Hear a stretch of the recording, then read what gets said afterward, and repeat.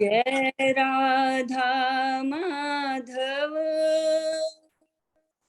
जय कुंज बिहारी। जय राधा माधव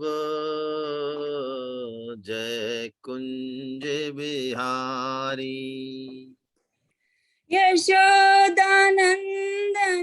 ब्रज जन रंजन यशोदानंदन ब्रज जन रंजन यशोदानंदन ब्रज जन रंजन यशोदानंदन ब्रज जन रंजन जय गिरिराज वनचारी जय गिरिराज वनचारी। जय राधा माधव जय कुंज बिहारी। जय राधा माधव जय कुंज बिहारी। हरे कृष्णा कृष्णा कृष्णा हरे हरे हरे कृष्णा कृष्णा कृष्णा हरे हरे। हरे राम राम राम हरे हरे। हरे राम हरे राम हरे राम हरे हरे। हरे कृष्णा कृष्णा कृष्णा हरे हरे। हरे कृष्णा कृष्णा कृष्णा हरे हरे। हरे राम राम राम हरे हरे। हरे राम राम राम हरे हरे। हरे कृष्णा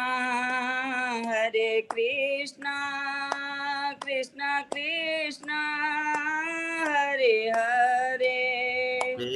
हरे कृष्णा कृष्णा कृष्णा हरे हरे। हरे राम राम राम हरे हरे। हरे राम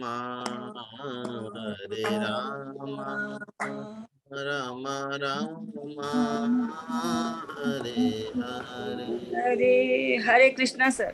हरे कृष्ण हरे कृष्ण हरे कृष्ण। भक्त भक्ति भगवंत गुरु चतुर नाम बपुए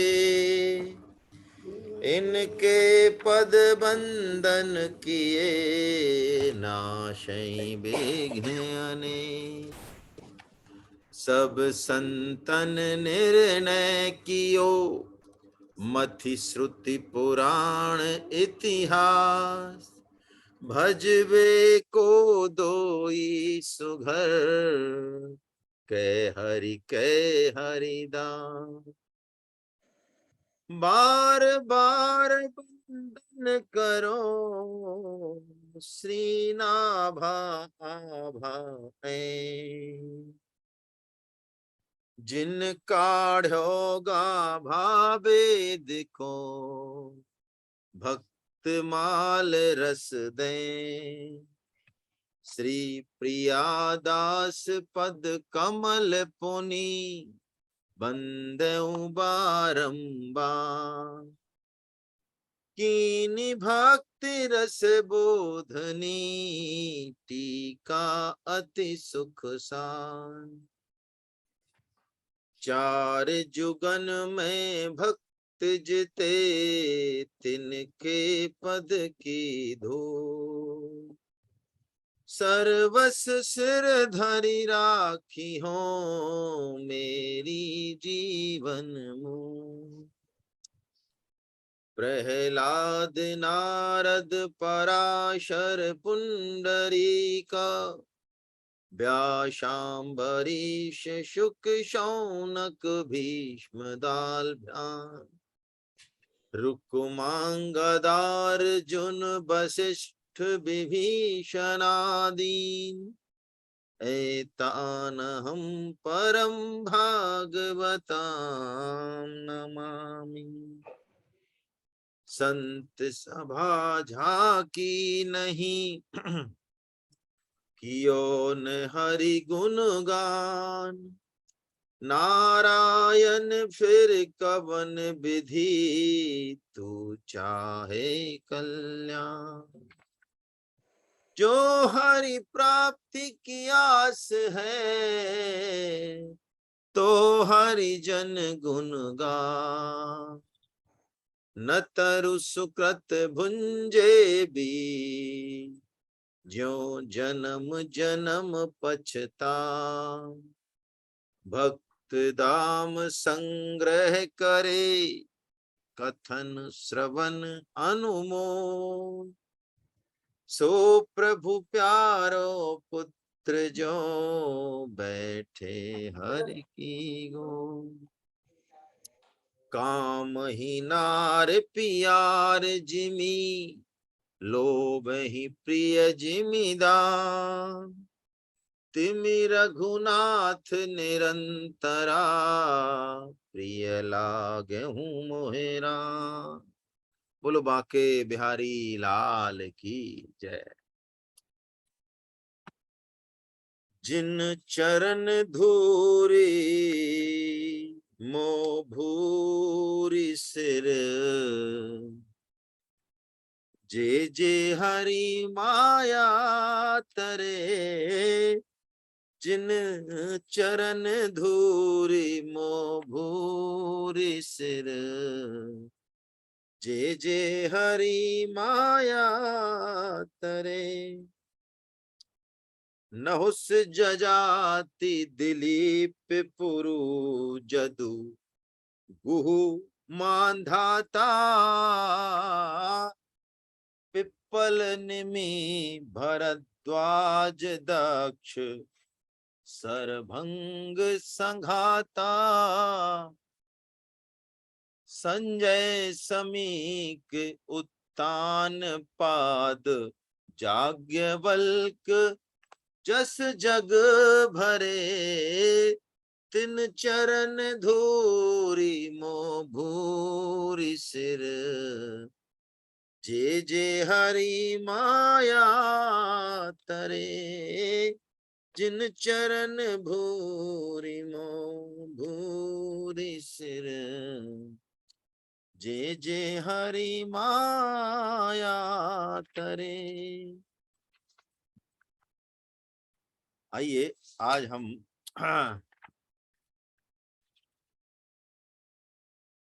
छोटा सा चरित्र है महर्षि देवल जी का, फिर नहुस जी का चरित्र लेंगे हम, फिर जजाति जी का चरित्र लेंगे। महर्षि देवल जी के चरित्र में जो खास बात है, ये महर्षि देवल असित के पुत्र हैं, ऋषि असित के पुत्र हैं। इनके बड़े भाई, छोटे भाई इनके महर्षि धौम्य हैं। इनके असित के एक सुबर्चला नाम की कन्या थी जो कि बहुत सुंदर थी, सब समस्त लक्षणों से युक्त थी। उस कन्या की एक प्रतिज्ञा थी कि मैं ऐसे पति को वरण करूंगी जो अंधा भी हो और आंख वाला भी हो। है? अब ऐसे कौन मिले जो आंख वाला भी है और अंधा भी है? तो मुनि देवल ने बहुत से ब्राह्मण कुमारों को बुलाया, ऋषि मुनि महर्षियों को बुलाया। सब चाहते थे कि भाई ऐसी सुंदर सुयोग की कन्या हमें मिले, लेकिन अंधा होना और आंख वाला होना, ये दोनों एक साथ कैसे संभव है? तो किसी की समझ में कोई बात आई नहीं। तब महर्षि उद्दालक के पुत्र श्वेत केतु, जिनकी कहानी हमने कई बार सुनी है, तो श्वेत केतु जी आए और उन्होंने कहा कि मैं आंख वाला भी हूं और मैं अंधा भी हूं। तो सुवर्चला ने कहा ये कैसे संभव है कि आप आंख वाले भी हैं और अंधे भी हैं? तो देखिए, भगवान श्री कृष्ण ने गीता में दूसरे अध्याय में श्लोक संख्या 2.69 जो बताया है, उसके आधार पे बड़ा सुंदर उदाहरण है। या निशा सर्वभूतानाम तस्याम जागृति संयमी और यश्याम जागृति भूतानि सा निशा पश्यतो मुने, ये भगवान ने कहा। तो यही आंसर लगभग श्वेत केतु जी ने भी दिया है। हम पकड़ने की कोशिश करें। उन्होंने कहा देखो, ये जगत जिन आंखों से दिखता है, ये जो माया का संसार है, ये जो अपरा प्रकृति है, जिन आंखों से दिखता है, उन आंखों से मेरा कोई संबंध नहीं। मेरा जो वास्तविक स्वरूप है उसका देह और इंद्रियों से क्या संबंध? वो उनसे सर्वथा संबंध है। क्यों? क्योंकि उनसे उस तत्व लोचन सूक्ष्म रूप का, उस परमेश्वर का साक्षात्कार नहीं होता। इसलिए मैं नेत्रों के रहते हुए भी मैं अंधा हूं। अंधा हूं मैं, ये नेत्र हैं तो भी अंधा ही हूं। लेकिन इसी शरीर में उस पिता, परम पिता परमेश्वर ने वो विवेक रूपी नेत्र दिए, वो ज्ञान चक्षु दिए और सारा साधन सामग्री दी कि यदि व्यक्ति ठान ले तो उस सूक्ष्माति सूक्ष्म, उस परम गुह्य परमात्मा के इसी जन्म में दर्शन कर सकता है। इसलिए ये देह नेत्र वाली भी है। तो सुवर्चला जी की समझ में आ गया। उन्होंने कहा भाई बात बिल्कुल ठीक है, और उनकी जो है कहते हैं उनको अपनी कन्या प्रदान की। बस ये इसी इसमें एक खास बात है महर्षि देवलके में। अब हम आगे राजऋषि नहुस जी का चरित्र लेते हैं। ये बड़ा प्यारा चरित्र है नहुस जी का। इन्हीं नहुस के बेटे हुए ययाति जी, राजा ययाति, जो बड़ा रस भोग में, काम भोग में फंस जाते हैं। और उन्हीं ययाति के वंश में यदु और पुरु ये हुए हैं, और उसी यदु वंश में आगे भगवान श्री कृष्ण हुए हैं। यानी एक तरह से भगवान श्री कृष्ण के पूर्वजों का वंश का वर्णन हो रहा है। तो राजऋषि नहुस जो हैं, ये बड़े महान तेजस्वी दानी धर्मिष्ठ राजा हैं। लेकिन देखिए, जब तक भोगों में रस बुद्धि है तब तक पतन की संभावना है।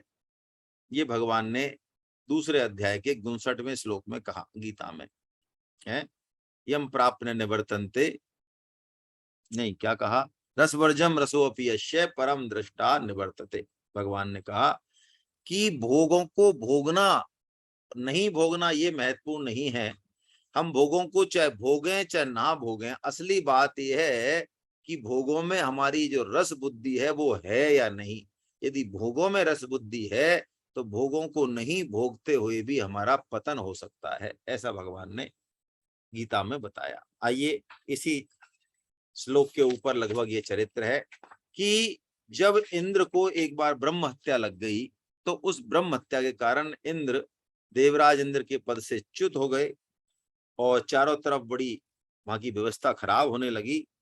तो जो बाकी देवता थे उन्होंने नहुस को इंद्र के पद पर प्रतिष्ठित किया और उनको ये वरदान भी दिया कि आपके आंखों के सामने जो कोई आ जाएगा आप उसका तेज हर लेंगे और बलवान हो जाएंगे।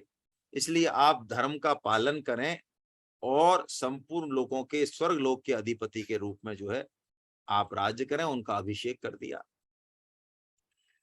जब इंद्र के पद पे वो अभिषिक्त हो गए तो एक बार उन्होंने इंद्र की पत्नी इंद्राणी यानी महारानी सची को देखा, और महारानी सची को देखते ही उनका जो चित्त, चूंकि रस बुद्धि थी उसमें, वो रस बुद्धि के कारण उनका चित्त दूषित हो गया और उन्होंने कहा कि भाई सची देवी तो जब हम इंद्र हैं तो सची देवी हमको हमारे महल में आए, हमारे साथ रमन करें। तो उन्होंने सची देवी जी को न्योता भेज दिया कि आप आज पधारें हमारे महल में रात्रि को।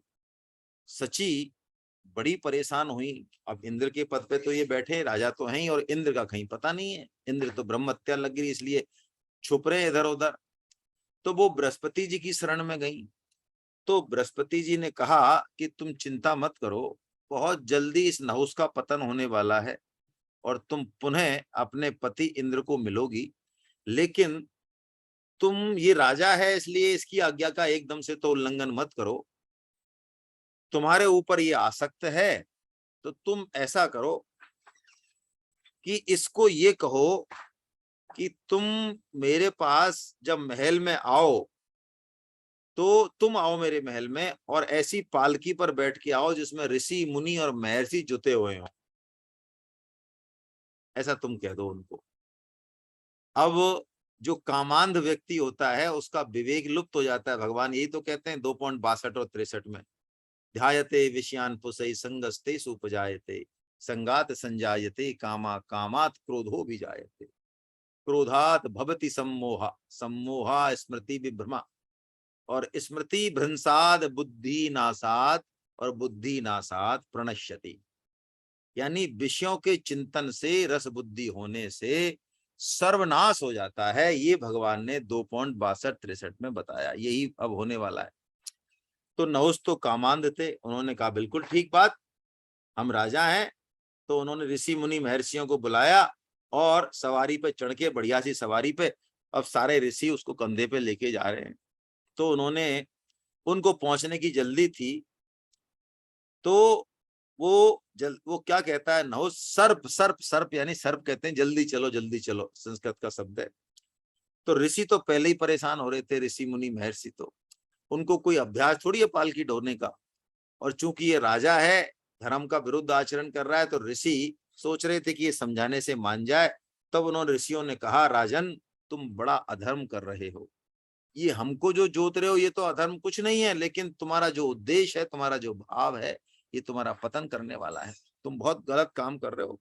आप ब्रह्मा जी की बनाई हुई इंद्र पद का मतलब ये नहीं है कि आप कुछ भी कर सकते हो। उस मर्यादा को यदि आपने तोड़ा तो जो है आपका पतन हो जाएगा। तो जब वो ज्ञान देने लगे ऐसे, तो नहुस ने आगे आगे, अगस्त महाराज लग रहे थे, अगस्त ऋषि जी, उनके लात मार दी, सिर में ठोकर मार दी पैर की। अब अगस्त महाराज, बस अगस्त महाराज ने हाथों हाथ श्राप दे दिया कि तू 10,000 वर्ष तक अजगर बनकर तू जमीन पर रहेगा। जैसे ही श्राप दिया, नहुस का सारा नशा उतर गया और उनके चरणों में गिर गया। महाराज, सारा नशा उतर गया काम का। और उसने कहा, महाराज ऐसे क्या, मेरे कुछ तो बताओ, कुछ तो मेरा इलाज करो, 10,000 वर्षों तक मैं अजगर की योनि में रहूंगा, ऐसी भयंकर। तो उन्होंने, अगस्त जी ने कहा कि चलो ठीक है, तुम यदि किसी को किसी दिन पकड़ लो और उसको छुड़ाने कोई आए और वो तुम्हारे प्रश्नों का उत्तर दे दे तो तुम्हारा उद्धार हो जाएगा। तो कहते हैं राजा नहुस यही द्वैत वन में अजगर बन के पड़े रहे। पांडव जुए में हारकर जब वनवास को जा रहे थे तो एक दिन भीमसेन जी को नहुस ने पकड़ लिया। अब भीमसेन 10,000 हाथियों का बल, लेकिन नहुस जो कि अजगर के रूप में थे, उनसे ये छूट नहीं पाए। फिर कहते हैं खोजते खोजते युधिष्ठिर जी वहां पहुंचे।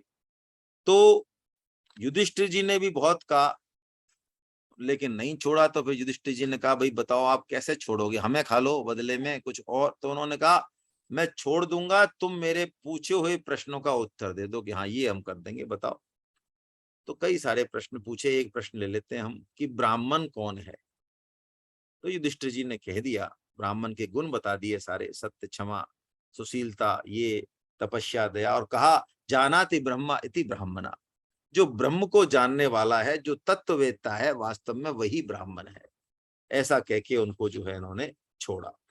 और फिर ये नहुस जो है अजगर का शरीर त्याग कर और स्वर्ग की गति को गए। अब अगला जो चरित्र है वो राजा ययाति का है। बड़ा अच्छा चरित्र है और ये भी हमें ये शिक्षा देता है कि कितना भी हम भोग भोग लें, देखिए मनुष्य योनि विवेक योनि है। हम अपने विवेक का सदुपयोग करें तो हम मनुष्य हैं। सिर्फ आकृति से मनुष्य होना कोई खास बात नहीं। और विवेक का सदुपयोग क्या है? विवेक का सदुपयोग ये है कि हम सत हैं, भगवान के अंश हैं, सत हैं, और सत की भूख, सत की प्यास सत से ही बुझ सकती है, असत से नहीं बुझ सकती। ये हम चाहे आज समझ लें, चाहे 1000 जन्म बाद समझ लें, भोगों से परम सद्य स्वामी जी महाराज कहते हैं कि भोगों को हम कितना भी भोगते रहें, भोगों से तृप्ति हमारी ना आज तक हुई और ना होगी। भोगों को एक ही इलाज है भोगों से बचने का, रस बुद्धि से जाने का, त्याग। जिस दिन अंदर वैराग्य आ गया, भोगों का त्याग आ गया, त्याग, लाखों लाख भोगों, उनका एक ही इलाज है त्याग। त्यागा शांतिरनंतरम, ऐसा भगवान श्री कृष्ण ने कहा है। तो ययाति जी का जो चरित्र है वो इसी बात की तरफ जो है बताने वाला है। क्या होता है कि राक्षसों का राजा होता है वृषपर्वा, वृषपर्वा, और उनके पुरोहित होते हैं गुरुदेव उनके राक्षसों के, बृहस्पति जी, वो सॉरी शुक्राचार्य जी, शुक्राचार्य जी, बृहस्पति जी नहीं, शुक्राचार्य जी। तो शुक्राचार्य जी की जो बेटी है देवयानी, और राक्षस राजा की बेटी है शर्मिष्ठा, ये दोनों सहेली हैं, पक्की सहेली हैं। और एक बार ये स्नान करने जाती हैं जंगल में, थोड़ा खेल कूद आमोद प्रमोद करने जाती हैं, इनके साथ हजारों सखियां होती हैं। और वहां ये स्नान कर रही होती हैं कि भगवान शिव और पार्वती ऐसे ही निकलते हैं वहां से, तो उनको देख के इनको, ये सब नग्न होकर स्नान कर रही होती हैं, तो ये जल्दीबाजी में दौड़ के अपने अपने कपड़े पहनती हैं। तो शर्मिष्ठा जल्दीबाजी में देवयानी के कपड़े पहन लेती है। तो देवयानी को, क्योंकि वो शुक्राचार्य की पुत्री है, ब्राह्मण है, उसको ब्राह्मणत्व का थोड़ा अहंकार था, घमंड था। तो जैसे ही शर्मिष्ठा ने उसके कपड़े पहने, वो क्रोध के मारे आग बबूला हो गई और उसने शर्मिष्ठा को बहुत कुछ बुरा भला कह डाला। ज्यादा कहा तो शर्मिष्ठा को भी गुस्सा आ गया। उसने कहा, भाई तुम हो तो ब्राह्मण ही, हमारे दिए हुए टुकड़ों पे ही तो पलते हो तुम, तुम्हारे पास सामान क्या है, हम जितना फेंक देते हैं उतना ही तो खाते हो। उसने भी ऊट पटांग कह दिया कुछ।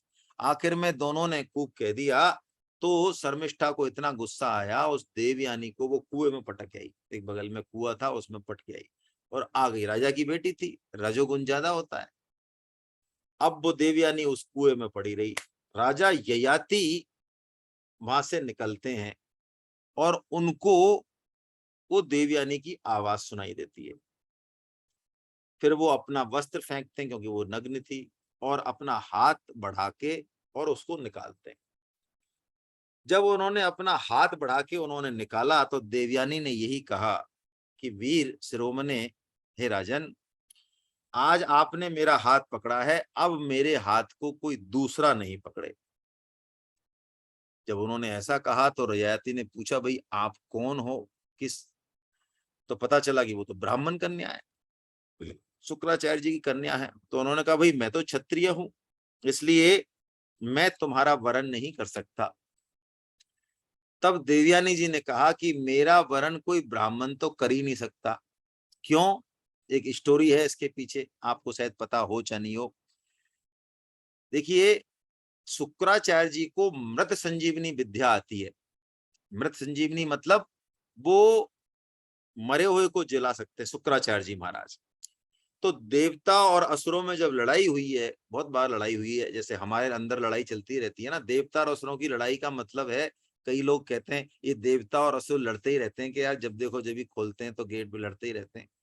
भाई ये देव और असुर हमारी वृत्तियां हैं जो हमेशा लड़ती रहती हैं, कभी देव जीत जाता है, कभी असुर जीत जाता है, ऐसे ही हमारा जीवन है, वही है ये। तो मृत संजीवनी विद्या सीखने के लिए देवताओं के जो गुरु हैं बृहस्पति, उन्होंने अपने पुत्र को शुक्राचार्य जी के पास भेजा। और आप देखिए, मर्यादा देखिए, प्रतिष्ठा देखिए धर्म की, कि पता है शुक्राचार्य जी को, असुरों के गुरु में पता भी है कि ये विरोधी दल का लोग, शत्रु दल का मेरे पास विद्या सीखने आया, लेकिन उनको उन्होंने सिखाई। कच नाम है उसका, बृहस्पति के पुत्र कच को उन्होंने वो विद्या सिखाई, तो वो वहीं रहे, उनके आश्रम में ही रहे। तो शुक्राचार्य जी की जो पुत्री हैं ये देवयानी, इनको कच जो है वो पसंद आ गए। वो साल भर रहे माँ, तो इन्होंने कच से कहा कि भाई मैं आपके साथ जो है वरण करना चाहती हूँ, आपका शादी करना चाहती हूँ। तो कच ने कच का उद्देश्य बिल्कुल स्पष्ट था, वो तो विद्या सीखने आया था। उन्होंने कहा नहीं भाई, हमारा ऐसा कोई भाव नहीं है। तो कहते हैं देवयानी ने कच को श्राप दे दिया बिना बात ही, कि तुम्हारी विद्या सफल नहीं होगी। पढ़ तो ली नंबर 1, 100 में से 100 नंबर आ गए, लेकिन सफल नहीं होगी। जब जरूरत पड़ेगी, जब काम नहीं आएगी। तो कच ने कहा भाई बताओ, मेरी कोई गलती नहीं है, तुमने इतना बड़ा श्राप दे दिया मेरे को बिना मतलब के। तो कच ने भी उसको श्राप दे दिया। कच ने कहा कि तुम ब्राह्मण कन्या हो, लेकिन तुमको ब्राह्मण कोई वरण नहीं करेगा, तुमको कोई निम्न वर्ण का ही वरण करेगा। तो ये बात देवयानी ने कही, तो राजा ययाति ने उनका वरण कर लिया। राजा ययाति ने वरण कर लिया, तो चले गए वो तो, और देवयानी अपने पिता के पास चली गई। और देवयानी ने अपने पिता को कहा कि आज राजा की पुत्री ने मेरे साथ ये किया। तो शुक्राचार्य जी नाराज होके और अपनी पुत्री को लेके और नगर से बाहर जाने लगे गुस्सा होके। जैसे ही राजा को पता चला कि मेरे गुरुदेव जा रहे हैं, उनको पता था भाई गुरु के बिना तो क्या है, तो वो दौड़ के आए और उन्होंने शुक्राचार्य जी के चरणों में अपना सिर रखा। महाराज ऐसा आप मत करो, मैं आपसे माफी मांगता हूं। तो शुक्राचार्य जी ने कहा, राजन मेरे को तो आपसे कोई गिला शिकवा है नहीं, ये मेरी पुत्री को गिला शिकवा है। ये जैसे राजी हो वैसे तुम करने को तैयार हो तो मैं तो रुक जाऊंगा। तो देवयानी से पूछा उन्होंने क्या करें। तो देवयानी ने कहा कि आपकी जो बिटिया है पुत्री शर्मिष्ठा, वो मेरी दासी बनेगी, और उसकी जितनी भी सखियां हैं 1000, वो भी सब मेरी दासी बनेंगी। तब जाके मैं जो है, तो कहते हैं देवयानी का और ययाति का विवाह हुआ, और ये शर्मिष्ठा दासी के रूप में वहां गई। और शुक्राचार्य जी ने ये कहा राजा ययाति से कि तुम कभी भी इस दासी के साथ पत्नी का व्यवहार मत करना। लेकिन राजा ययाति शर्मिष्ठा की सेवा से और उसकी, क्योंकि राजा की बेटी है, इतने प्रसन्न हो गए कि उन्होंने शर्मिष्ठा को भी पत्नी के समान दर्जा दे दिया, और देवयानी को भी पत्नी के समान दर्जा दे दिया। देवयानी से उनके 2 पुत्र हुए, यदु, जिनके नाम पे यदुवंश चलेगा आगे, जहां भगवान श्री कृष्ण जन्म लेंगे। और शर्मिष्ठा के साथ उनके 3 पुत्र हुए, दुहुर, अनु और पुरु। पुरु जिससे कि राजा ययाति जवानी मांगेंगे। तो जब देवयानी को ये पता चला कि इनके तो संबंध, इन्होंने पत्नी का दर्जा दे रखा है शर्मिष्ठा को, तो वो अपने पिता के पास चली गई और पिताजी से कहा कि देखो आपके मना करने के बावजूद भी आपके जामाता ने क्या किया, इन्होंने वो शर्मिष्ठा को भी पत्नी का दर्जा दे रखा है।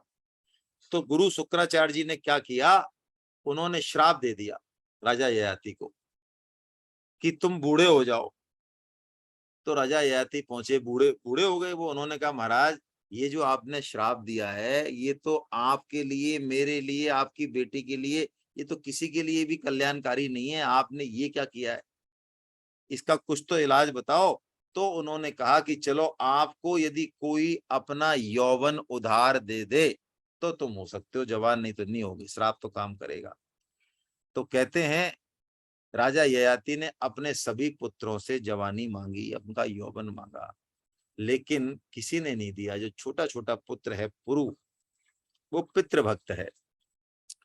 अनुचित उचित विचार तजी, जे पालहि पितु बैन, ते भाजन सुख सुजस के, बसहि अमर पति ऐन।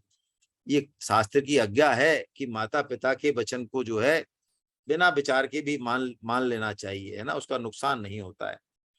तो 1000 साल तक इन्होंने पुरु से यौवन उधार लेकर और फिर पुनः भोगों को भोगा, और 1000 साल बाद इनको फिर वैराग्य हुआ। और इनको जो वैराग्य हुआ है, इनको उन्होंने कहा कि जैसे आग में घी डालने पर वो आग और भड़कती है, ऐसे ही वासनाएं भोगों से और भड़कती हैं। यहाँ तक कि उन्होंने कहा, बड़ा प्यारा, उनके चित्त में ऐसा वैराग्य का उदय हुआ कि उनका जीवन ही बदल गया। राजा ययाति का बहुत घोर तपस्या की है इन्होंने। और इनके जो ये 2 श्लोक हैं भागवतम के, बड़े प्यारे श्लोक हैं 9वें स्कंद के।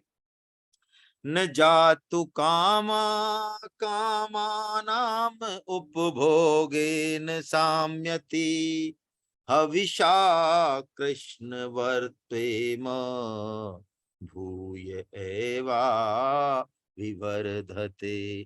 कि आग में घी डालने से आग और बढ़ती है। वो कहते हैं, यत पृथिव्याम व्रीयवम हिरण्यपसव स्त्रिया। यत पृथिव्याम, पृथ्वी पर जितनी भी अन्न है, पशु हैं, स्त्रियां हैं, जितनी भी भोग की सामग्रियां हैं, वो यदि एक व्यक्ति को भी मिल जाए, न दुयंति मनः प्रीतिम पुंस काम हतश्यते, तो भी वो कामी मनुष्य, वो उसकी तृष्णा शांत नहीं होगी। उसकी तृष्णा तो सिर्फ और सिर्फ एक वैराग्य से और विवेक के उपयोग से ही शांत होगी। तुलसीदास जी भी यही कहते हैं, बुझै न काम अग्नि तुलसी कहूं, विषय भोग बहु घीते, अरे मन पछतहि अवसर बीते। मन पछतहि अवसर बीते।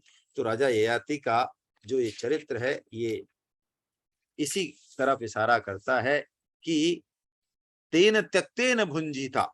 उपनिषदों में ये सूत्र है कि हम, देखिए कैसा सूत्र है, क्योंकि हम में इतनी शक्ति नहीं है, इतना वैराग्य नहीं है हम में जन्म जात प्राय, कि भोगों को बिना भोगे भी हम रह जाएं। वो कहते हैं ना, शादी का लड्डू खाए जो पछता है और बिना नहीं खाए जो पछता है, वही वाला हाल है। इसलिए शास्त्रों ने आदेश दिया कि हम ग्रस्त धर्म में भोगों में लिप्त भी हों तो कैसे हों। तेन त्यक्तेन भुंजीता मां ग्रह कस्य शुद्ध, कि त्याग पूर्वक भोगों का भोग। वाह, भोगों के भोग का उद्देश्य अंततः त्याग, ये हमारे उपनिषदों का आदेश है। अब इक्ष्वाकु वंश में राजा दिलीप हुए हैं। राजा दिलीप जी का भी चरित्र है। राजा दिलीप का चरित्र इस बात को बताता है कि गौ सेवा का कितना महत्व है। गौ के बिना भगवान का कोई भी यज्ञ पूजा संपन्न नहीं होती। गौ के बिना समृद्धि नहीं, गौ के बिना लक्ष्मी जी यानी ऐश्वर्य भी नहीं। अग्रजा है गौ माता, लक्ष्मी जी की अग्रजा है। पहले गौ माता आई हैं समुद्र मंथन में, उसके पीछे पीछे लक्ष्मी जी आई। इसलिए जहां गौ माता है वहां स्वास्थ्य, निरोग और ऐश्वर्य, लक्ष्मी ये रहेंगी ही रहेंगी। तो कहते हैं कि दिलीप जी बहुत प्रतापी राजा हुए हैं। यहाँ तक कि देवताओं के पास भी वो जाते थे युद्ध करने। एक बार कामधेनु को उन्होंने नमस्कार नहीं किया। कामधेनु आगे होके खड़ी थी कि राजा नमस्कार करेंगे तो मैं इन्हें कुछ ऐश्वर्य भोग प्रदान करूंगी। वो नमस्कार नहीं कर पाए, तो कामधेनु ने श्राप दे दिया कि तुम पुत्रहीन होगा तू। और उनके दिलीप जी के पुत्र नहीं हुआ, है ना। फिर वशिष्ठ जी के चरणों में जब नहीं हुआ तो वशिष्ठ जी को पूछा उन्होंने, क्या बात है। तो वशिष्ठ जी के पास उसी कामधेनु गाय की पुत्री नंदिनी थी। उन्होंने कहा, राजन तुम नंदिनी की सेवा करो। तो राजा रानी कहते दोनों प्रातः काल ब्रह्म मुहूर्त से नंदिनी की सेवा में जुड़ जाते, विधिवत पूजा करते, गोदोहन करते, साथ साथ वन में जाते, गौ जिधर भी जाती पीछे पीछे चलते, बैठ जाती तो बैठ जाते, मालिश करते, हरी हरी दूब खिलाते, कपड़ों से उसके मच्छी मक्खर उड़ाते। ऐसे बड़ा श्रद्धा पूर्वक जो है वो नंदिनी की सेवा करते। एक दिन क्या हुआ, नंदिनी को एक शेर ने दबोच लिया। जब दिलीप जी को एकदम से चित्कार सुनाई दी तो उन्होंने जैसे ही वो अपना वान सिंह के ऊपर छोड़ना चालू किया तो वो चिपक गए उनके हाथ, छोड़ ही नहीं पाए तीर। उन्होंने कहा, भाई ये क्या हो गया। तो सिंह ने कहा, राजन तुम बेकार प्रयत्न मत करो, मैं कोई साधारण सिंह नहीं हूं। मैं जो है भगवती पार्वती का कृपा पात्र सिंह हूं और ये मेरा आहार है, ये मेरे को चाहिए ही चाहिए। तो उन्होंने कहा भाई आप क्या, इनको तो छोड़ो, आप ये गाय को छोड़ो, चाहे मुझे खा लो। तो उन्होंने कहा अरे आपको खा लो, आप इतने बड़े राजा, कि ये मेरे गुरुजी की गाय है, मैं अपने प्राण दे दूंगा लेकिन इसको नहीं खाने दूंगा। कहते हैं सिंह उनको छोड़ के गाय को खाने, उनको गाय को छोड़ के उनको खाने लगा। वो अपना धनुष्वान छोड़ के तैयार हो गए कि भाई खाओ। तब एकदम से गाय माता अपने असली रूप में प्रकट हुई, है ना, भगवती रूप के, और उन्होंने कहा कि तुम मेरा दूध पी लेना नंदिनी का और उससे तुम्हारा पुत्र हो जाएगा, मैंने ही तुम्हारी ये परीक्षा के लिए ऐसा जो है ये किया था। अब हम अगला चरित्र जो है ये काफी बड़ा है। भगवान श्री राम के सखा राजा गुह्य, निषाद राज गुह्य, इनका चरित्र लेते हैं। हो सकता है 10-5 मिनट हो जाए, लेट हो जाए, कोई बात नहीं।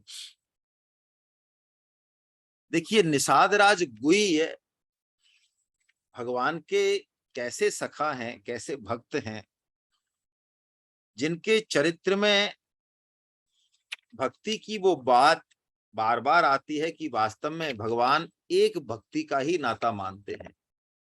भक्ति में प्रेम, श्रद्धा और समर्पण यही मुख्य है, बाकी किसी और चीज का, जाति का, वर्ण का, लिंग का, किसी और चीज का कोई भक्ति में लेना देना नहीं है। कहते हैं कि निषाद राज के जो पिताजी हैं और दशरथ जी, इन दोनों में बड़ी मित्रता है बहुत पहले से। जब भगवान श्री राम का अवतरण होता है, चारों भाइयों का अवतरण होता है, तब निषाद राज के पिताजी बहुत बूढ़े हो चुके होते हैं। तो उनको जाना होता है बधाई देने भगवान श्री राम के यहाँ, लेकिन कोई न कोई काम आ जाता है और वो जा नहीं पाते।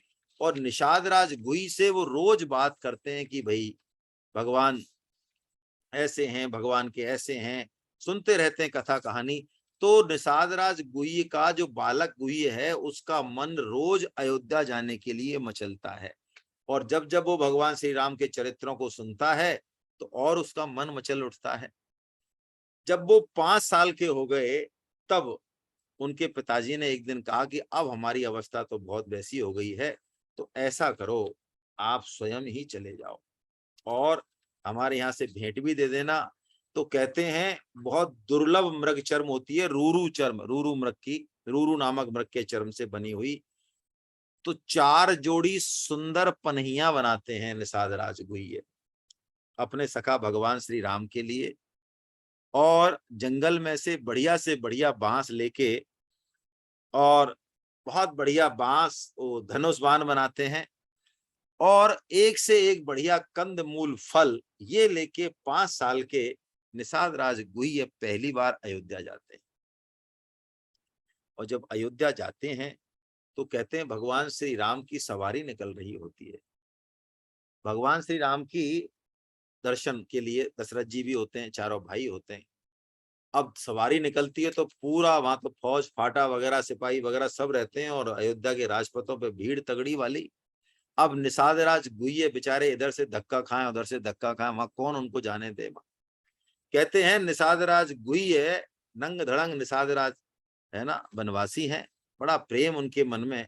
भगवान श्री राम की छवि जैसे ही उनको एक बार भीड़ कम हुई और दिखी, तो बस वो देखते ही रह गए भगवान श्री राम अपने सखा को कि वाह कितने सुंदर हैं।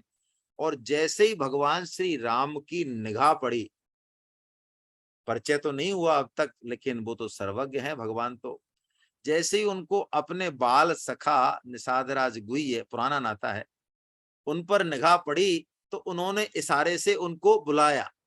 अब भगवान श्री राम का इशारा हो तो खट जो है भीड़, तो अब पुलिस वालों ने रास्ता दे दिया तुरंत है, अरे राजा का पुत्र युवराज बुला रहा है, अब कौन रोकने वाला है भाई। तो खट रास्ता मिल गया और तुरंत जो है निषाद राज गुह्य बड़े उल्लसित होकर और भगवान श्री राम के रथ पर पहुंचे। भगवान श्री राम ने उनको अपने रथ पर चढ़ा लिया और रथ पर चढ़ा के और उनका परिचय कराया पिताश्री से कि पिताश्री ये मेरे मित्र और आपके मित्र के पुत्र निषादराज गुह्य, श्रृंगेरपुर के जो राजा हैं क्षेत्रीय राजा, उनके पुत्र निषादराज गुह्य हैं। कहते हैं दशरथ जी ने बड़ा प्रेम किया और निषादराज गुह्य ने जो वो सुंदर पनैया बना के लाए थे, इतनी बढ़िया जूती, उन्होंने बड़े प्रेम से भगवान श्री राम को अर्पण की।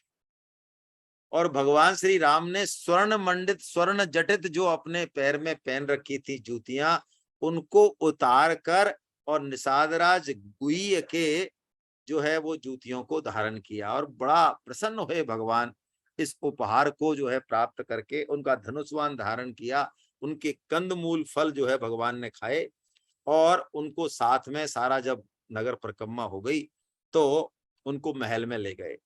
और भगवान श्री राम चूंकि निषादराज गुह्य के साथ इतना आनंदित हैं कि दशरथ जी ने फिर क्या किया, दशरथ जी ने कह दिया निषादराज जी से कि देखो भाई, अब आप यहीं रहो कुछ दिन, कुछ महीने। क्यों?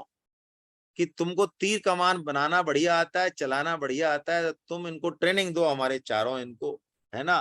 क्योंकि उन्होंने देख लिया कि निषादराज गुह्य और भगवान श्री राम का बहुत प्रेम है, विशेष प्रेम है ना।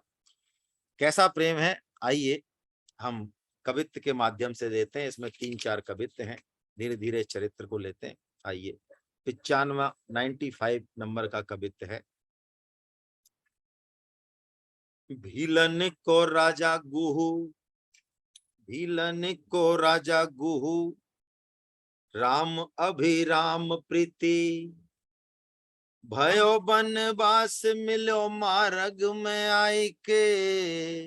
ये तो बचपन की बात हो गई। और जब इनको धनुष्वान चला के निषादराज तो चले गए हैं और श्रृंगवेरपुर में वो रहते हैं। और जब भगवान श्री राम को वनवास मिलता है तो सबसे पहले कहते हैं कि निषादराज गुह्य से ही भेंट होती है इनकी, भगवान श्री राम की। भयो बनवास मिलो मार्ग में आई के, करो यह राजजू विराज सुख दीजे मोको। कैसा है देखिए, गरीब का दिल बहुत बड़ा होता है अमीर से, ये बात सही है। जो उसके पास है वो सब वो भगवान श्री राम को देने के लिए बारंबार उनको प्रार्थना कर रहे हैं। वो कह रहे हैं प्रभु करो ये राज जो विराज सुख दीजिए मुको। ये सारे राजा तो आप ही हैं वास्तव में, तो अब आप राज ग्रहण कीजिए। मुको बोले चैन साज तज्यो आज्ञा पे तू पाई के। तो भगवान श्री राम ने कहा कि देखो भाई, हम आपका ये राज ग्रहण नहीं कर सकते, क्योंकि हमको 14 साल वनवास की आज्ञा दी है हमारे पिताश्री ने। हो 14 साल वनवास की आज्ञा दी है, क्या बात है। उनको मानो ऐसा सुन के और इतना दुख हुआ है निषाद राज जी को। और भगवान श्री राम का रुख देख के जैसा वनवासी को अभिप्रेत है वैसी ही सैया तैयार करें। एक शिशुपा का वृक्ष उन्होंने देखा, अशोका का वृक्ष, उसके नीचे भगवान की कोई साथरी गुहू संवार का साथरी डसाई, कुश कसले में मृदुल सुहाई। ऐसा ही उनका जो है इंतजाम किया भगवान का। और भगवान को देखते ही तुलसीदास जी वर्णन कर रहे हैं कि जब भगवान को देखा निषाद राज जी ने तो कैसा है। कर दंडवत भेंट धरियागे, प्रभु ही बिलोकत अति अनुरागे। सहज स्नेह विवश रघुराई, पूछत कुशल निकट बैठाई। भगवान श्री राम ने उनको अपने निकट बैठा लिया। उनके हृदय का जो प्रेम है भगवान उसके वश में हो गए और पूछ रहे भैया क्या हाल है। नाथ कुशल पद पंकज देखे, भयउ भाग भाजन जन लेखे। कि अब तक तो कुछ भी हाल बेहाल थे, लेकिन अब आपके चरण कमल देख लिए तो अब सब बढ़िया है। तो अब कि देव धरन धन धाम तुम्हारा, और मैं जन नीच सहित परिवारा। ये धन धान, ये परिवार, ये मेरा प्राण और मैं सब, हे प्रभु आपके जो है दास हैं, आप हमें स्वीकार कीजिए।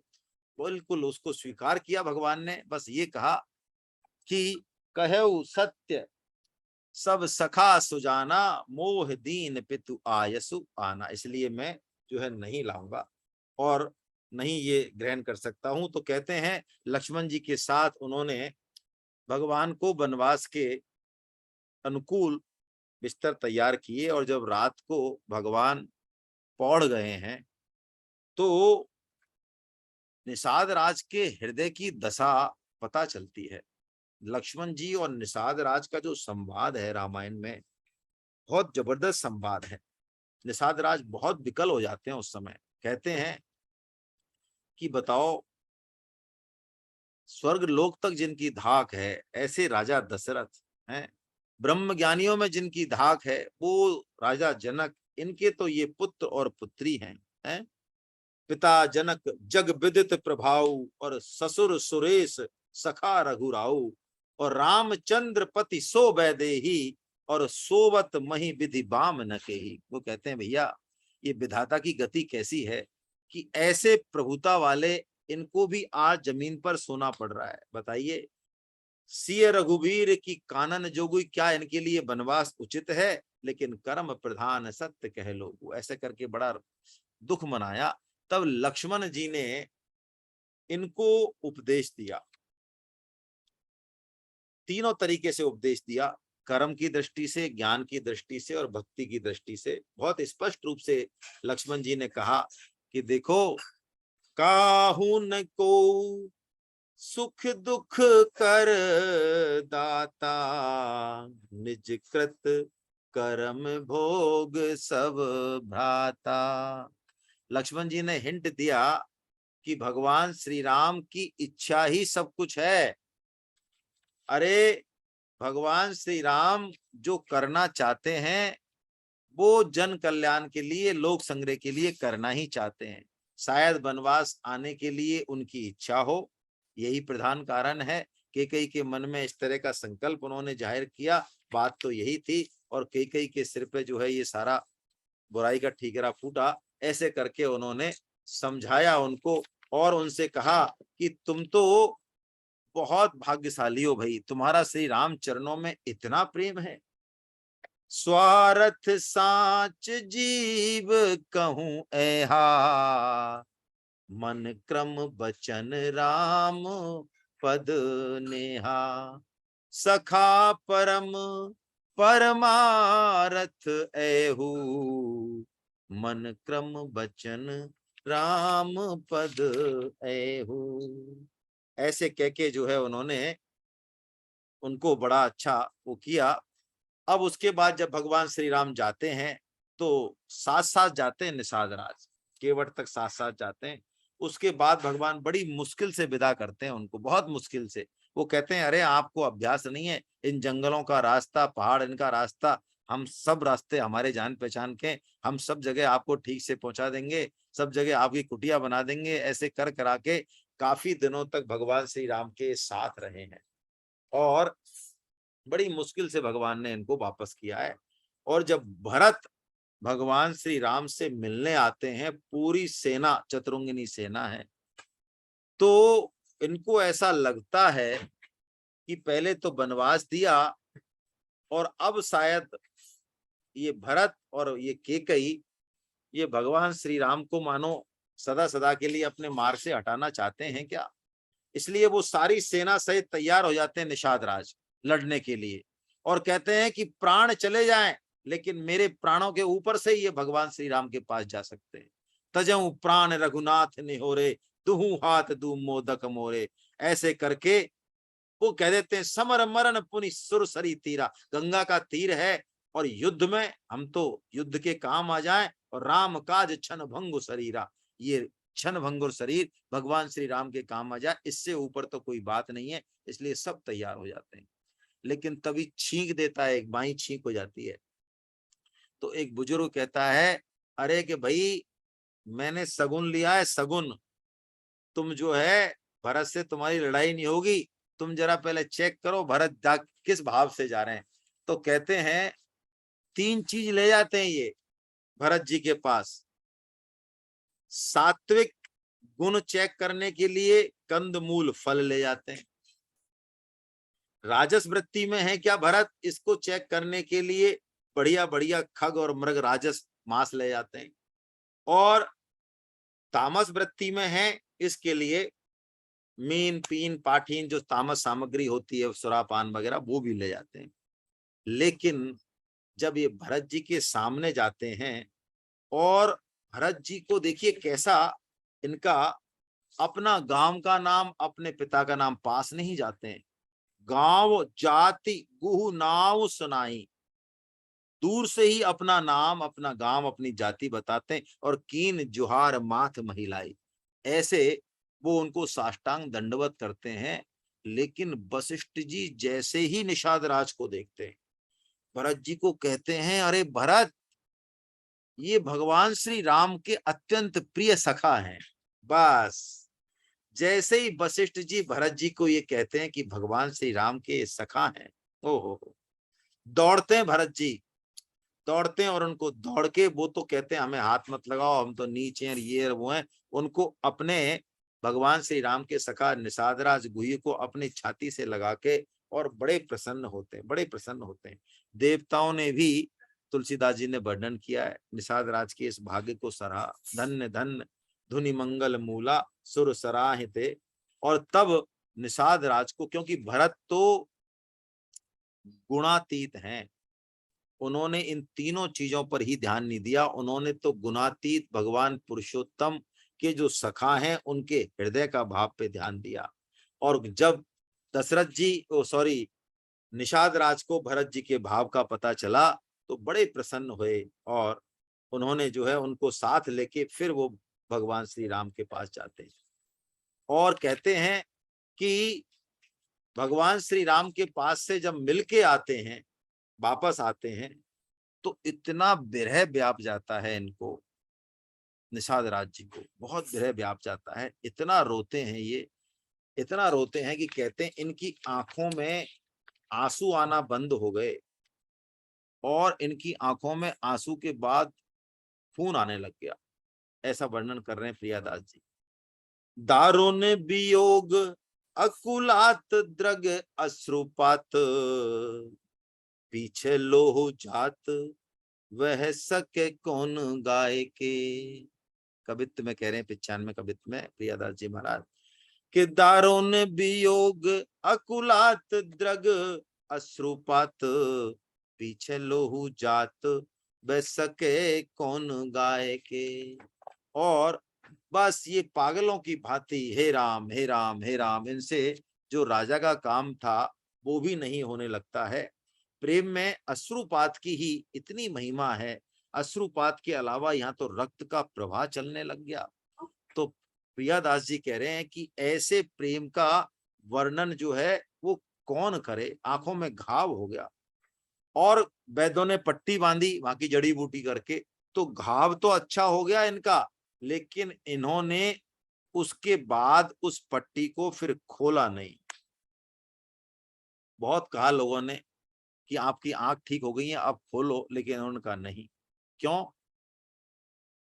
कि बिच्छुर पिए के जग सुनो भयो अब का, करिए और परेखिए का।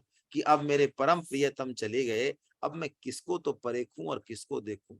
सुख छाड़ के संगम को तुम्हरे, इन तुच्छन को अब लेखिए का। कि जिस सुख को, जिस परम आनंद को भगवान के चरण कमलों में उनके संग से, उनके स्पर्श से जिस परम आनंद को मैं प्राप्त कर चुका हूं, अब मैं क्या इन तुच्छ भोगों को दर्शन करूंगा। हरिचंद जुहीरन को व्यवहार के, कांचन को लपरे किए का। हीरे के बाद क्या मैं कांच पर दृष्टिपात करूंगा। अरे जिन आखन सो तब रूप लख्यो, उन आखन सो अब देखिए का। अब क्या बचा है मेरे को देखने को, जिससे कि मैं अपनी पट्टी को खोलूं। भगवान श्री राम को मैं देख चुका हूं, मेरे परम प्रियतम प्रभु के चरण कमलों के अलावा अब मुझे कुछ भी देखने की इच्छा नहीं है। आखड़ियां झाई परी पंथ निहार निहार, और जी बढ़िया छाले पड़े नाम पुकार पुकार। ऐसे इनकी हालत हो गई है ना।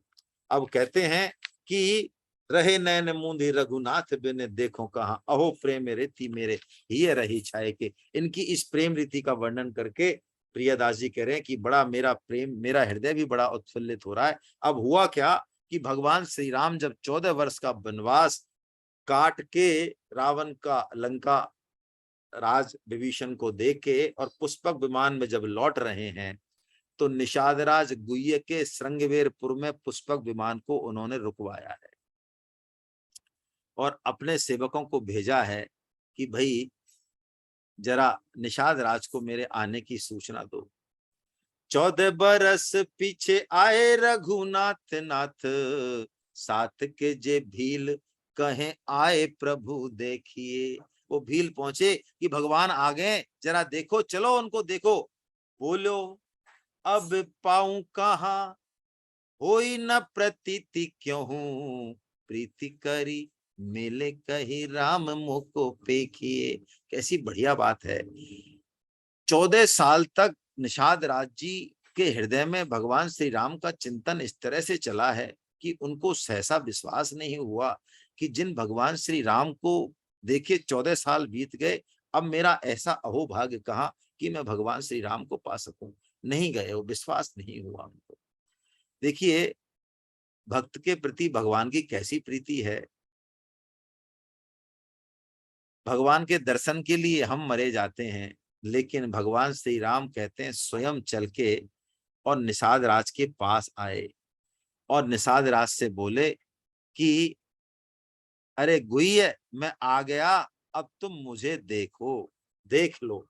तो कहते हैं निषाद राज को आवाज पहचानने को तो आई, लेकिन उन्होंने उसको और पक्का करने के लिए भगवान के चरण कमलों को पकड़ा, और जैसे ही भगवान के चरण सुकोमल अंगों का सुस्पर्श किया, मानो बस वो प्रेम प्रभाव फूट पड़ा। अश्रुओं से पट्टी उतारी, अश्रुओं से उनके चरण कमल धोए और भगवान ने उनको जो है अपने हृदय से लगा लिया, है ना। उन्होंने कहा, भगवान ने, अरे मैं आपके सामने खड़ा हूं और आप नेत्र बंद किए हैं, तो दर्शन करें आप मेरे। तो प्रयादास जी कहते हैं कि प्रेम की कैसी अद्भुत महिमा है कि कोई तो कहता है प्रभु मुझे दर्शन दो, मुझे दर्शन नहीं होता, लेकिन भगवान श्री राम यहाँ खुद जो है पड़े हैं। परसी पिछाने यानी स्पर्श करके उन्होंने भगवान को पहचान लिया। परसी पिछाने लपटाने सुख सागर समाने प्राण, पायो मानो पाए मानो भाग भाल लेखिए। कि मेरे कैसे अहोभाग्य कि मुझे भगवान श्री राम, कहते हैं भगवान श्री राम ने अपने कर कमलों से उनकी पट्टी खोली और 14 बरस बाद निषाद राज प्रभु ने भगवान श्री राम के दर्शन किए हैं। ओहो, प्रेम की जो बात क्यों हूं बानी में समात नहीं। प्रियादास जी कह रहे हैं प्रेम की जो बात क्यों हूं बानी में समात नहीं, अति अकुलात कहो कैसे के विषय किए। वो कहते हैं इस अलौकिक प्रेम को मैं शब्दों में पिरा नहीं सकता, मेरी वाणी विबल हो जाती है, मैं कैसे इस प्रेम को बताऊं। बस वो दो ही जाने, भगवान श्री राम और निषाद राज का हृदय ही मानो चाहे। ये गूंगे का गुड़ है। वो कहते हैं गूंगे को गुड़ खाए जगत बैठो सिर नाए। ये ऐसी ही मेरी वाणी इस समय हो गई है? अरे व्याकुल ही तड़पो बिन प्रीतम को तो नक दया और लाओ। अब इसमें ऐसा कहते हैं कि निषाद राज की जो माता है उन्होंने भी भगवान को बुलाया, बताया कि मैं, लेकिन भगवान श्री राम ने ये कहा कि माता को ये संदेशा भिजवाया कि अभी तो मैं आपके पास नहीं आ सकता। क्यों? अभी मुझे अयोध्या जाने की त्वरा है, बहुत जल्दी है ना। बीते अवध जाऊं जो जियत न पावो वीर, एक क्षण की भी देरी यदि हो गई तो भरत अपने प्राण रख नहीं पाएंगे। तो कहते हैं निषाद राज की माता भगवान श्री कृष्ण अवतार में जो वो फल बेचने वाली जो सेविका है, फल वाली, वो हुई हैं। और वो फल बेचने वाली बुढ़िया जो है वो जाती हैं और उनसे खूब फल खरीदते हैं, यशोदा खरीदती हैं, नंद बाबा खरीदते हैं, खूब पैसे देते हैं, लेकिन उनके मन में ये आस रहती है कि किसी दिन खुद कन्हैया मेरे से फल मांगे और मैं उनको सीधे हाथों में फल दूं। तो कहते हैं एक दिन जब वो आई आवाज लगा रही फल ले लो फल ले लो, तो कन्हैया खुद भगवान श्री कृष्ण अपनी मैया से बोले कि आज फल मैं लेके आऊंगा, इससे फल बेचने वाली से। तो यशोदा मैया ने पूछा कि तुम्हारे जेब में कुछ पैसे पैसे टका भी हैं कि वैसे ही ले आओगे? तो ठाकुर जी ने अपने जेब में हाथ दिए तो साफ मामला, ठाकुर जी के पास कहाँ पैसा वैसा, फक्कड़ आदमी है ठाकुर जी, है ना। तो त्रिलोकपति जिनका ऐश्वर्य है उनके पास फक्कड़ है। तो ठाकुर जी को लेकिन तरकीब सूझी, उन्होंने कहा पैसे नहीं है तो क्या, वहां अन्न की ढेरी लग रही थी, तो ठाकुर जी ने उसी में से अन्न भर लिया दोनों हाथों से। और छोटे से ठाकुर जी, नन्हे नन्हे हाथ हैं और ठुमुक ठुमुक कर चाल उनकी चलती है। तो कहते हैं जब वो पहुंचे उस फल वाली के पास, तो जो फल पूरा जो अन्न था उसमें से दो चार दाने ही बचे, वो सारे दाने जो है गिर गए। और जैसे ही उनको देखा उस फल वाली ने, है ना, ययो सर्व फला प्रदा, सुखदेव जी ने भगवान श्री कृष्ण के इस रूप का जो वर्णन किया है, भागवतम भी कैसा शास्त्र है, उन्होंने वहां पे लिखा है ययो सर्व फल प्रदा। कौन जा रहे हैं फल खरीदने? फल खरीदने कौन जा रहे हैं? जो कि समस्त कर्मों के फल को देने वाले हैं, और फलों का भी जो अंतिम फल है वो भगवान श्री कृष्ण जो है वो जा रहे हैं। अब बताइए, हम जीव कर्म करके भगवान को फल के समर्पण की बात सोचते हैं या फिर फल को रखने की बात सोचते हैं, लेकिन उस फल विक्रेता ने तो जैसे ही उस फल विक्रेनी मैया ने जैसे ही उनसे कहा, भगवान ने मालिन मुझे फल दे दो फल दे दो फल दे दो, दो चार बार कहा उनके रूप में, बड़ा उनके वो व्यस्त हो रही है। और भगवान ने, उसने पूछा कि क्या करना पड़ेगा, तुम्हारे पास कुछ है तो है ही नहीं। भगवान ने दो चार दाने थे वो डाल दिए उसमें, और वो पूरी बहुमूल्य मणि रत्नों से भर गई। लेकिन बुढ़िया का ध्यान नहीं था फल बेचने वाले, उसका तो भगवान की मूर्त में ही ध्यान था। उसको पता था कि इनके पास कुछ नहीं है, उसको ही नहीं पता था कि मणि रत्नों से भर दी मेरी टोकरी। तो पूछा भगवान ने कि मेरे को क्या देना पड़ेगा फलों के बदले? तो उन्होंने कहा कि तुम एक बार मेरे को मैया कह के और मेरी गोदी में चढ़ जाओ तो बस मैं तुमको फल दे दूंगी। कहते हैं वो योगेंद्र मुनिंद्र दुर्लभ पादार विंद ब्रजेंद्र नंदन श्याम सुंदर मदन मोहन आनंद कंद श्री कृष्ण चंद्र भगवान चट से मालन की गोद में बैठ के बोले, मैया मोए फल दे दे। बस उनके जन्म जन्मों की जो साधना थी वो पूरी हो गई, है ना। ऐसे भगवान श्री राम, भगवान श्री कृष्ण, ये परम अंतर्यामी भगवान, सब कर्मों का फल जो वास्तव में निष्काम हो जाते हैं उनको, समस्त फलों को, और उस फलों का भी अंतिम फल जो प्रेम भक्ति है वो प्रदान करने वाले हैं। लेकिन यदि हम क्षुद्र फलों में फंसे रहेंगे तो उस बड़े फल से जो है वंचित रह जाएंगे, ऐसा इसका भाव है। चलिए, हाँ, प्रियादास जी ने एक और थोड़ा सा बताया है इसमें, 2 मिनट में और लेते हैं इसको।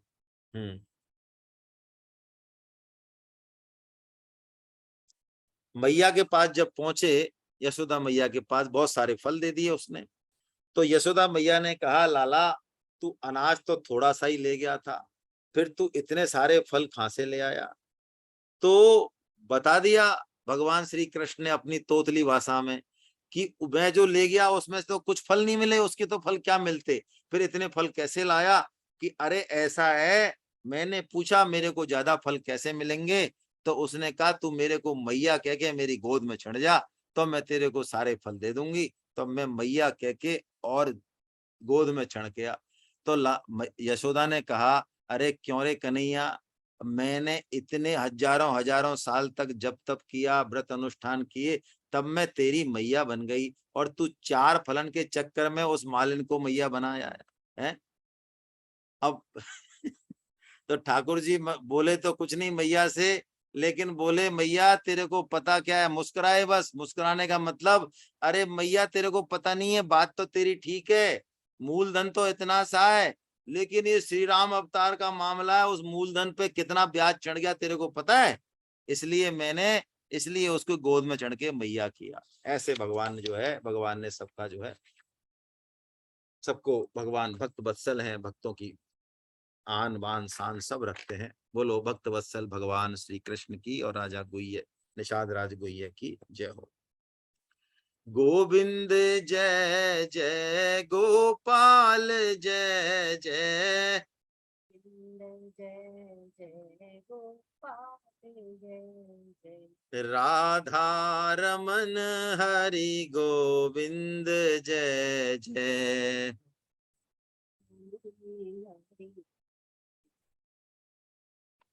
गोविंद जय जय गोपाल जय जय, जय जय गोपाल जय जय राधा रमण हरि गोविंद जय जय।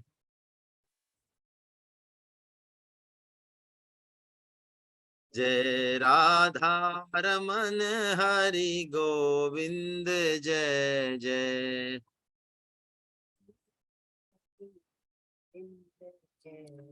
नाम संकीर्तनम यस्य सर्व पाप प्रणाशनम, प्रणामो दुःख समनस्तम नमामि हरिम परम। बोलो वृंदावन बिहारी लाल की जय, बोलो बांके बिहारी लाल की, बोलो राधा गोविंद देव सरकार की जय। अर्जुन के सखा भगवान श्री कृष्ण की, मीरा के गिरधर नागर की, सूर के घनश्याम की, ब्रजभानु सुता राधा रानी की, मर्यादा पुरुषोत्तम भगवान श्री राम की, जानकी माता की, गौ माता की, धरती माता की, साधक संजीवनी की, श्रीमद् भागवत महापुराण की, श्री श्री भक्तमाल की, सब संतों की, सब भक्तों की, अनंत कोटि वैष्णव वृंद की, आज के आनंद की जय। आप सबके चरणों में मेरा बंधन कृपा बनाए रखें। हरे कृष्णा हरे कृष्णा। हम फिर मिलते हैं अगली बार। हरे कृष्णा हरे कृष्णा, हरि बोल हरि बोल हरि बोल।